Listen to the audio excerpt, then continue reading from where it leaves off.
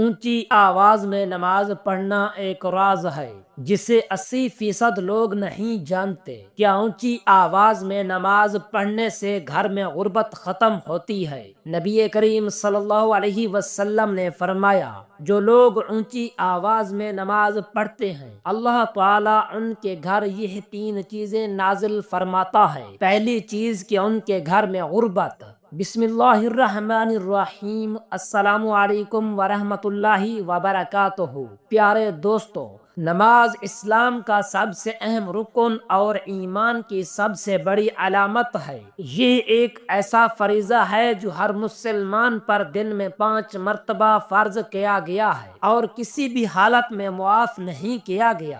اللہ تعالیٰ نے قرآن مجید میں نماز کو قائم کرنے کا بار بار حکم دیا ہے اور اسے برائیوں اور فحاشی سے روکنے کا سب سے بڑا ذریعہ قرار دیا ہے۔ نبی کریم صلی اللہ علیہ وسلم نے فرمایا کہ قیامت کے دن سب سے پہلے نماز کا حساب لیا جائے گا۔ اگر نماز درست ہوئی تو باقی اعمال بھی قبول ہوں گے اور اگر نماز خراب ہوئی تو باقی اعمال بھی رائگاں جائیں گے۔ جو شخص نماز کو خشوع و خضوع کے ساتھ ادا کرتا ہے اللہ تعالیٰ اس کے گناہ معاف کر دیتا ہے اور اسے پاکیزہ زندگی عطا فرماتا ہے۔ نماز کو چھوڑنے کی بہت سخت وعیدیں آئی ہیں۔ نبی کریم صلی اللہ علیہ وسلم نے فرمایا کہ آدمی اور کفر کے درمیان فرق نماز ہے، جس نے نماز چھوڑ دی وہ کافر ہو گیا۔ ایک اور روایت میں آیا ہے کہ جو شخص جان بوجھ کر ایک بھی نماز چھوڑ دے اللہ اکبر استغفر اللہ، اس کا نام جہنم میں لکھ دیا جاتا ہے۔ حضرت عمر رضی اللہ تعالی عنہ فرماتے ہیں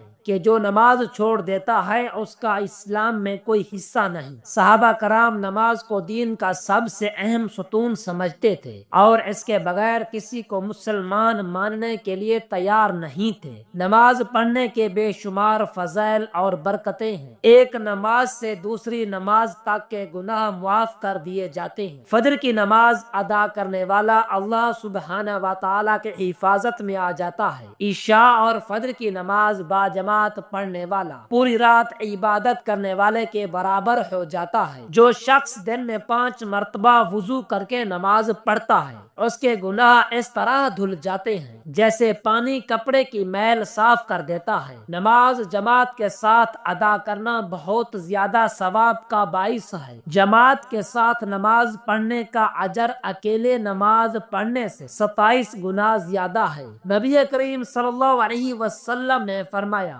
کہ اگر لوگ اذان اور پہلی صف کا ثواب جان لیں تو قرآن اندازی کر کے اس میں شامل ہونے کی کوشش کریں۔ جو شخص عشاء اور فجر کی نماز مسجد میں جماعت کے ساتھ ادا کرتا ہے اسے پوری رات قیام کرنے کا ثواب ملتا ہے۔ اللہ تعالیٰ کے نبی صلی اللہ علیہ وسلم نے یہاں تک فرمایا کہ اگر کسی کو مسجد میں نماز کے لیے آنے میں مشکل ہو تو اسے سہارا دے کر لے کر آنا چاہیے، کیونکہ مسجد میں نماز پڑھنے کا مقام بہت بلند ہے۔ جو شخص نماز کو ہلکا سمجھتا ہے اس کے لیے قیامت کے دن بہت بڑی حسرت ہوگی۔ جہنم میں لے جائے جانے والے لوگوں سے جب پوچھا جائے گا کہ تمہیں کس چیز نے جہنم میں ڈالا تو وہ سب سے پہلے یہی کہیں گے کہ ہم نماز پڑھنے والوں میں سے نہیں تھے۔ شیطان انسان کو سب سے پہلے نماز میں سستی دلاتا ہے کیونکہ اسے معلوم ہے کہ نماز ہی وہ عمل ہے جو اللہ تبارک و تعالیٰ کے قریب کرتا ہے اور نیکیوں کو مضبوط کرتا ہے۔ جو شخص نماز چھوڑ دیتا ہے اس کا دل سخت ہو جاتا ہے اور پھر وہ گناہوں میں مبتلا ہو جاتا ہے۔ نماز صرف عبادت نہیں بلکہ بندے کے لیے سب سے بڑی دعا اور اللہ رب العزت سے رابطے کا ذریعہ بھی ہے۔ جو شخص نماز میں خشوع کے ساتھ کھڑا ہوتا ہے وہ اللہ تعالیٰ کے سب سے قریب ہوتا ہے۔ سجدہ کرتے وقت بندہ سب سے زیادہ اللہ پاک کی رحمت کے قریب ہوتا ہے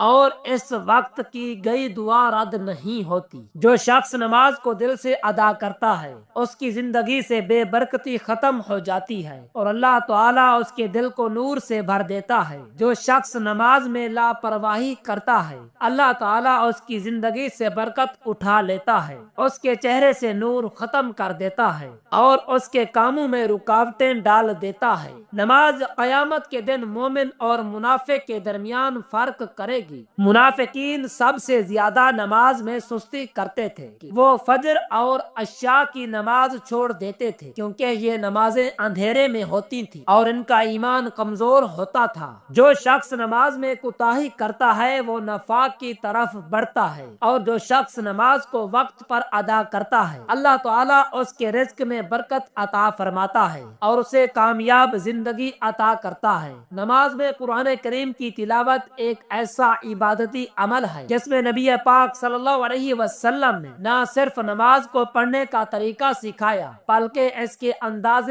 ادا بھی خاص نزاکت اور اعتدال پیدا کی۔ قرآن مجید کی تلاوت کا مقصد صرف آیات کا ظاہری پڑھنا نہیں بلکہ دل کی گہرائیوں سے اللہ تعالیٰ کی حمد و ثنا کرنا اور اپنے اندر خشوع و خضوع پیدا کرنا ہے۔ احادیث مبارکہ کی روشنی میں ہمیں معلوم ہوتا ہے کہ نبی کریم صلی اللہ علیہ وسلم نے جماعت میں نماز پڑھتے وقت اپنی آواز کو بلند رکھا تاکہ حاضرین تک قرآن کریم کی تاثیر پہنچ سکے اور ان کے دلوں میں اس کے معانی گھر کر سکے، جبکہ جب وہ اکیلے نماز ادا کرتے تو اپنی تلاوت کو نرم اور مدھم رکھتے تاکہ دل کی سکون اور عبادت کی خلوصیت برقرار رہے۔ حضرت عائشہ رضی اللہ تعالی عنہا سے روایت ہے کہ نبی صلی اللہ علیہ وسلم کی تلاوت جماعت میں اس قدر واضح اور بلند ہوتی تھی کہ ہر ایک شخص اس کی خوبصورتی سے مستفید ہوتا تھا، مگر جب وہ اکیلے ہوتے تو ان کی آواز اتنی بلند نہ ہوتی تھی کہ وہ محض سماعت کا ذریعہ بن جائے بلکہ ایک مخلص گفتگو کی مانند نرم اور پر اثر ہوتی تھی۔ یہ بات ہمیں صحیح بخاری اور صحیح مسلم کی متعدد احادیث سے معلوم ہوتی ہے کہ نماز کے دوران تلاوت کا انداز حالات اور ماحول کے مطابق تبدیل کیا جاتا تھا، جس سے یہ ثابت ہوتا ہے کہ عبادت میں اعتدال اور مقصود قلب کو اولین ترجیح دی گئی ہے۔ نبی کریم صلی اللہ علیہ وسلم کی تلاوت میں بلند آواز کا استعمال جماعت میں ایک اہم جزو تھا کیونکہ اس سے نہ صرف قرآن مجید کی آیات صاف گوئی سے بیان ہوتی تھی بلکہ جماعت کے افراد کو بھی معانی اور تفاسیر سمجھنے میں مدد ملتی تھی۔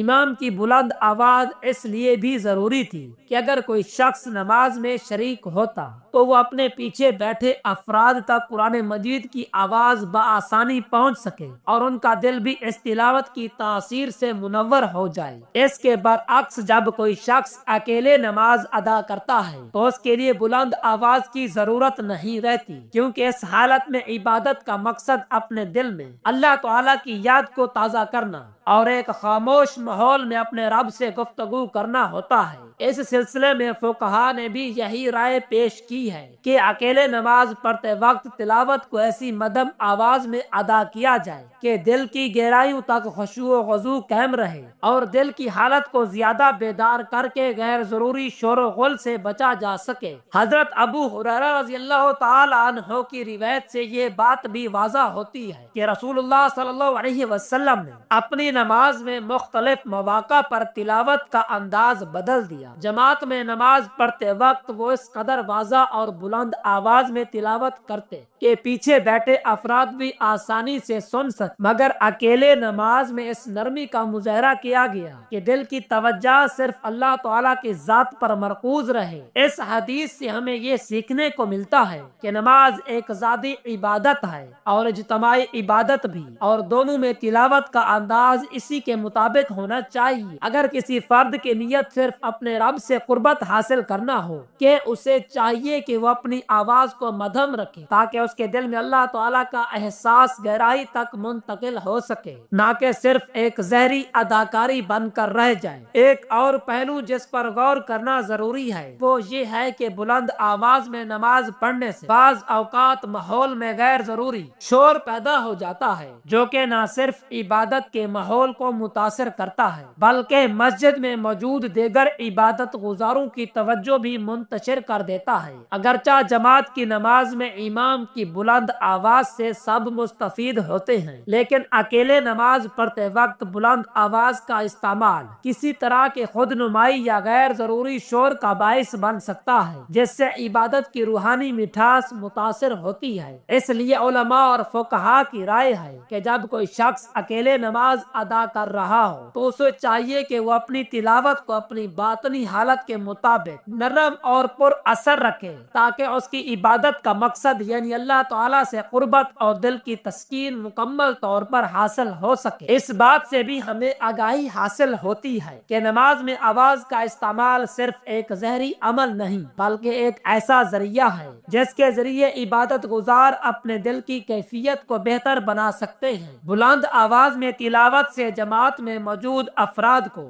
قرآن مجید کی تعلیم اور اس کے معنی کا احاطہ ہوتا ہے، لیکن اگر کوئی شخص اکیلے نماز پڑھ رہا ہو تو اس کے لیے زیادہ ضروری ہے کہ وہ اپنے دل کی خاموشی اور اللہ تعالیٰ کی یاد میں غرق ہو جائے۔ اس تناظر میں احادیث کی روشنی ہمیں یہی پیغام دیتی ہے کہ نماز کی روحانی تاثیر اس بات پر منحصر ہے کہ انسان کس قدر اپنے دل کو اللہ تعالیٰ کی یاد میں مشغول کرتا ہے، نہ کہ صرف اپنی آواز کی بلندیت پر۔ نبی کریم صلی اللہ علیہ وآلہ وسلم نے ہمیں یہ سکھایا کہ عبادت میں ہمیشہ دل کی حالت اور خشوع کو مقدم رکھا جائے تاکہ اللہ تعالیٰ کی رحمت اور برکت ان کے دلوں پر نازل ہو سکے۔ مزید احادیث مبارکہ سے یہ بھی معلوم ہوتا ہے کہ نماز میں تلاوت کا انداز کسی حد تک بدلتا رہتا ہے، جیسا کہ مختلف نمازوں کے لیے مختلف انداز اپنایا جاتا تھا۔ فجر اور عشاء کی نماز میں جماعت کے لیے بلند آواز میں تلاوت کی جاتی تھی تاکہ سب کو سنائی دے، جبکہ ظہر اور عصر کی نماز میں جہاں جماعت کا حجم کم ہوتا تھا یا جہاں نماز کو زیادہ خاموشی سے ادا کیا جاتا تھا وہاں تلاوت کی آواز بھی نرم رکھی جاتی تھی۔ اس سے ظاہر ہوتا ہے کہ آواز کا استعمال عبادت کے ماحول اور شرائط کے مطابق ہونا چاہیے۔ اکیلے نماز ادا کرنے والے فرد کو چاہیے کہ وہ اپنی تلاوت کو اس انداز میں ڈالے جو نہ صرف اس کے دل کی گہرائیوں کو متاثر کرے بلکہ اس کے روحانی سفر میں بھی مددگار ثابت ہو۔ یہی وجہ ہے کہ احادیث کی روشنی میں بلند آواز کا استعمال جماعت میں مخصوص حالات میں جائز قرار دیا گیا ہے،